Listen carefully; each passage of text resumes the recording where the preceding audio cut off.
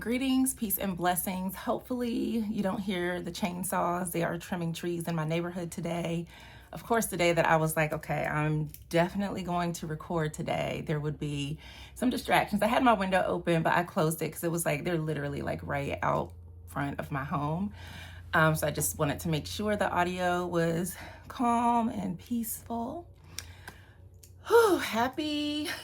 We're moving into May, and I honestly cannot believe it. One of the things that I did this morning was I went and looked back at the cards that I pulled for the year and just kind of was reflecting on them, how they have shown up, how they have been influencing me, just different things. April, Lord. April for me was joy, Aphrodite, and it's I have the courage to be unapologetically happy. And for me personally, I feel like this month was almost like a wake-up call. Like, what doesn't feel good? What doesn't feel right? What does not fit? What is out of alignment? What needs to change? What is blocking my joy? What is blocking my blessings? Where am I stagnant? Like, it was a very interesting, like, reflective period that for me just ignited a lot of self-reflection on who am I, who I want to be, what direction do I want to go in, and all of the things. So I've really been working through a lot in relation to living abundantly ever after, tapping into my joy, and really starting to transform and create the life that I desire and deserve, because a lot is changing in my life. A lot has changed. The state of the world is changing, and there was a lot of weight, a lot of heavy energy that felt stagnant. It's been very ungrounded for me. It feels like a free fall type of energy where it's like it's hard to ground myself. And I found that I was just kind of like spinning my wheels. And I was getting really down on myself because I felt like I was not making progress, that I was stuck in thought mode and not necessarily taking action. And I'm like, what is happening? What is going on? And what I feel like it is that for like Aries season, it was like having to light a fire. And I don't know if you've ever like lit a fireplace, tried to start a bonfire or anything like that. Sometimes it can be hard for a fire to catch, or it may catch, but there's not the right mixture of kindling and air, or maybe there's too much air, there's too much moisture in the wood. So it was almost like this process of having to find the right initiatory, the right, I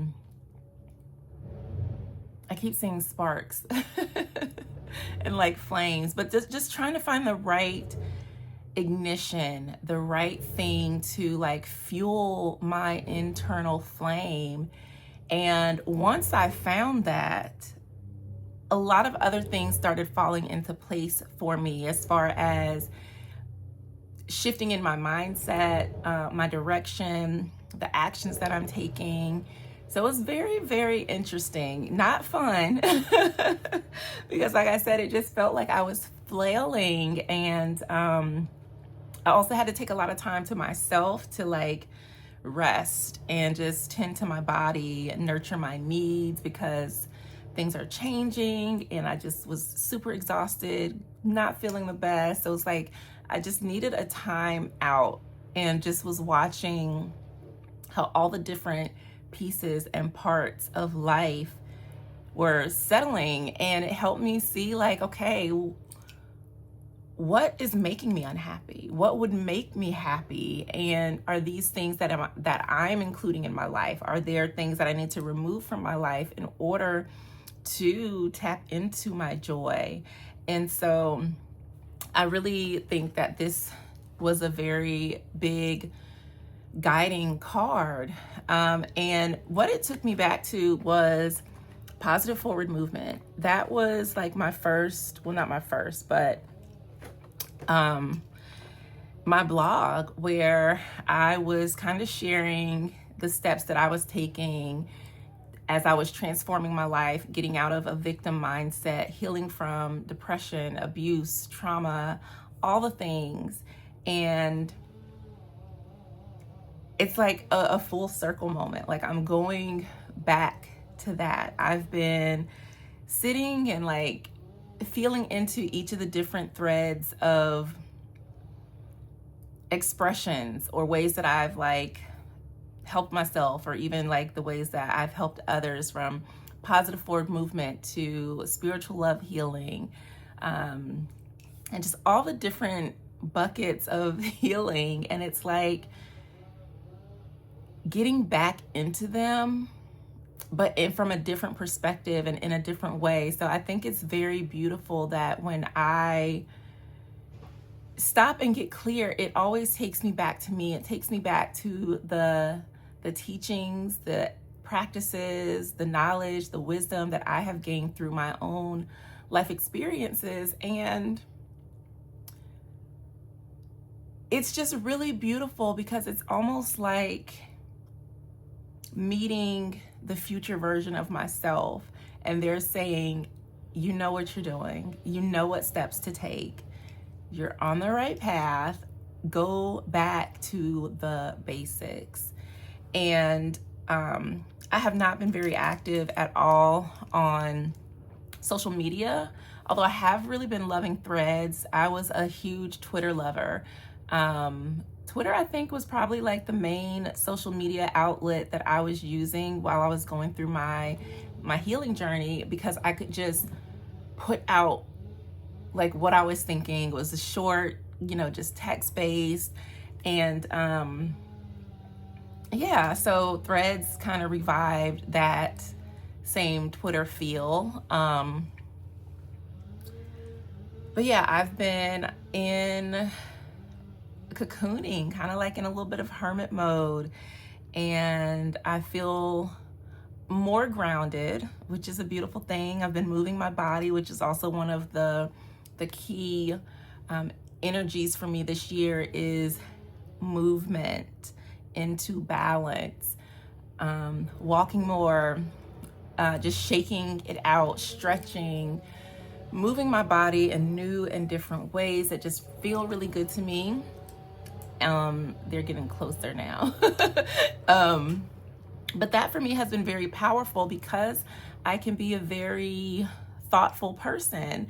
I can like dissect information and review it and overthink and just be stuck in my head, or even in the astral sometimes, and not be grounded in the present, where I am putting into action the ideas and the thoughts and the things, which can be a dangerous place to be, because you can spend so much time thinking that you're not doing the thing that needs to get done. And so that's one of the shifts that I really have been making as well. Movement into balance goes beyond just, exercising and moving the body, but actually putting ideas and energy into motion as well. So that's just a little update on what I have been processing and going through.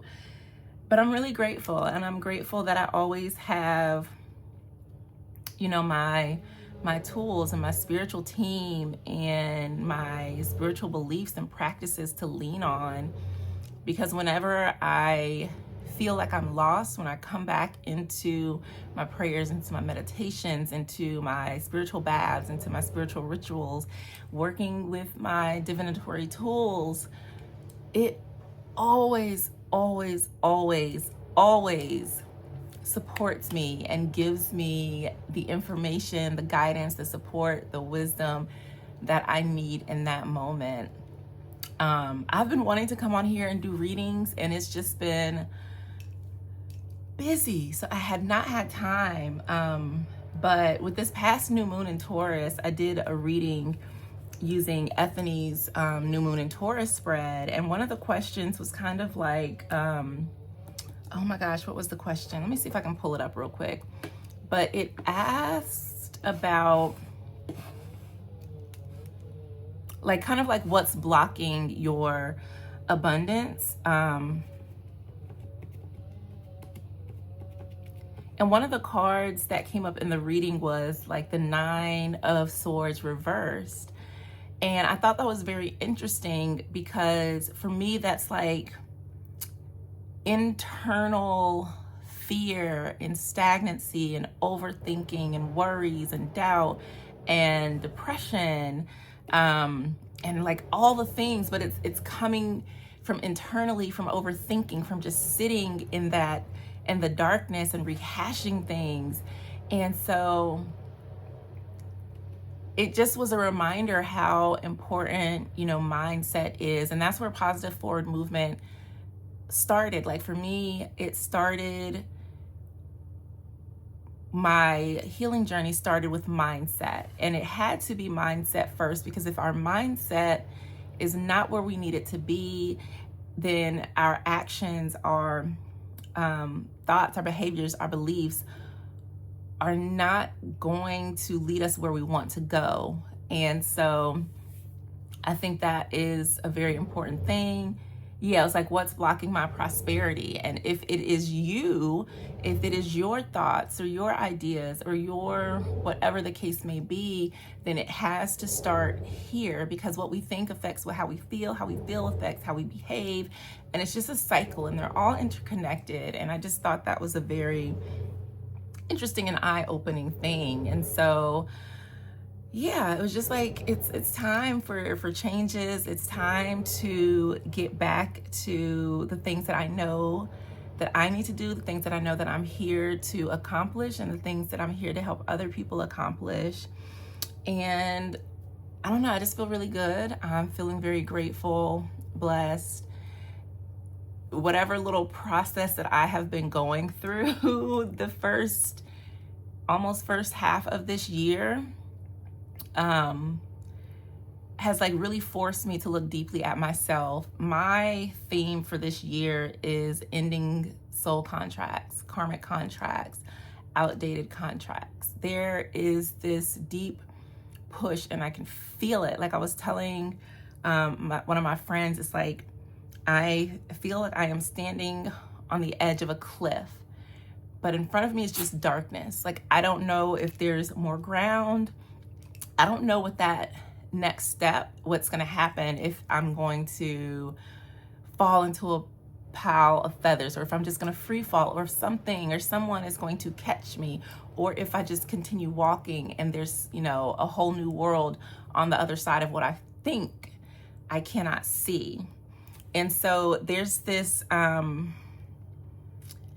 palpable, I don't know if it's fear or like anxiety. I can't quite describe it, but it's very palpable. And it's just like, I know that on the other side of what I'm experiencing now is every single thing that I've ever desired. Like, I can feel it. So it's just like, you have to take that step. And sometimes, like, when you're gonna have to have like a hard conversation or say something that it's like you get that lump in your throat, and it's just like, I just can't, if I could just swallow. It's almost like that feeling. And it's not a fearful thing where it's like, oh my God, I am so terrified to move forward. It's just that, I don't know, that human emotion of like, what's next? And, you know, there's so many quotes around not being able to see the whole staircase. You just have to take the first step. And so that's where I'm at. That is what I am doing. I've had a lot of time to think and reflect on who I am, who I want to be, how, you know, I want to show up, who I want to help, how I want to help them. And it's beautiful because it's a reminder that we truly get to create the life that we desire to live. We get to determine who we are and what we experience. We get to determine how we respond to life, because life is always going to do something. It's always going to throw a curveball or a monkey wrench, a little extra razzle dazzle, a little extra seasoning and spice into things. And we can never truly determine exactly how things are going to look, right? We can have a great idea. And I was looking at, it was a clip of a interview that Quinta Brunson did, and she basically said like where she is and what she has accomplished is because of the things that she did. Like, she set herself up to be where she is now. And she was saying like she didn't know exactly what it was going to look like, but she knew that she was going to succeed, basically. And I think that's something that, you know, that really hit home for me. And I think that's something that we all need to remember is the actions, the choices that we make each day determine who we become and where we end up tomorrow. And so, yeah, like we have to, even if it seems insignificant, even if it seems that it doesn't matter, like there's this very urgent call to follow your heart. And so like it really is time to tend to old wounds, to tend to old habits and patterns and thoughts and beliefs and behaviors. Because there is a shift that is taking place, but it's taking place within. And I know for me, the more that I pay attention to what I'm thinking, what I'm feeling, what I'm doing, it helps me course correct. One of the key things too is having others around you who can reflect to you. And one of the things, well, I tend to thrive in isolation. Don't know why, but for me, like when I'm not good or if I'm going through something, I do tend to pull back a bit because it's internal work for me. It's alchemy, it's transformation. That's something that's my process. And I know that doesn't work for everybody. And I feel like sometimes like I need people too. Like I need to be able to express what's going on, what I'm feeling, and have someone reflect back to me, because that helps. It helps for growth. And I think it's really important, especially now, like we have to have community. We have to lean on each other because there's not a lot of support. There's a lot of negative and harmful, you know, discussions and events and things that are happening where we are feeling the weight of everything that's happening around us. And without proper supports or ways to process and deal with everything on top of our own personal stuff, it's not, you know, it's hard. And unfortunately, a lot of times, like I'm seeing these news stories or these clips where people are harming each other, they're harming children and their partners and their family members and their neighbors, and it's sad because it just shows like on a deep level the state of mind where a lot of people are. There's a deep unhingedness that is taking place, and it's sad because we have become so disconnected and so desensitized from it all. But I really feel just this need to come back to center, to come back to the heart, to come back to compassion and to forgiveness and to connectedness and to togetherness. But in order for us to do that, we first have to stop and really figure out, how do I feel? Who am I? Who do I want to become? And start shedding some of our own internal outdated stories and beliefs that are preventing us from seeing the truth of who and what we are, which is a divine spark at our core, which is a beautiful spiritual being that is here to experience life and just profound mindset shifts that, that we need in order to come back to self, in order to come back into community. And so I'm just grateful for this process. Because like I said, 2025 has been doing things, okay? But that's it for right now. If you would like to work with me in any capacity, my calendar is open for energy healing readings as well as coaching. You can head over to JovhannahTisdale.com and just check out the different ways in which I am able to support you. Also, as well as events, I will be hosting Sacred Wellness and Spiritual Love Circles, which will be virtual and also some in-person events. So if you're local to me, you'll be able to come out and connect with me in person. But for now, we're going to start with a few virtual events, just where if you feel like you need community or support or just to talk about things, to get a message. And typically how they work is there'll be a theme or a topic. I'll pull some cards, we'll discuss whatever topic, do some energy clearing. They may be different. There may be Q&A. So if you have questions, you can bring your questions to get feedback or coaching. So yeah, if that's something that you're interested in, all of that information is on my website. I love you. I am sending you an abundance of love, joy, peace, bliss, and blessings. And I'll see you next time. Peace.